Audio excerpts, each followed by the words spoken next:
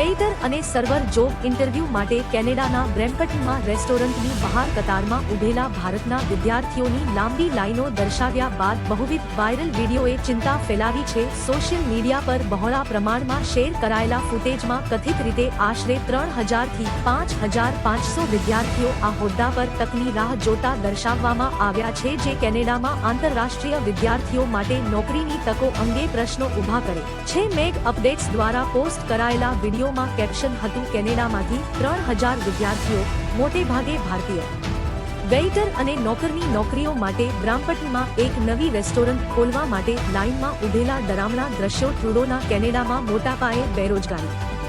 મેગ updates 3000 વિદ્યાર્થીઓ, મોટેભાગે ભારતીય, વેઇટર અને નોકરની નોકરીઓ માટે બ્રામ્પટનમાં એક નવી રેસ્ટોરન્ટ ખોલવા માટે લાઇનમાં ઊભેલા ડરામણા દ્રશ્યો. ટ્રુડોના કેનેડામાં મોટા પાયે બેરોજગારી. કેનેડામાંથી 3000 વિદ્યાર્થીઓ, મોટેભાગે ભારતીય, વેઇટર અને નોકરની નોકરીઓ માટે બ્રામ્પટનમાં એક નવી રેસ્ટોરન્ટ ખોલવા માટે લાઇનમાં ઊભેલા ડરામણા દ્રશ્યો.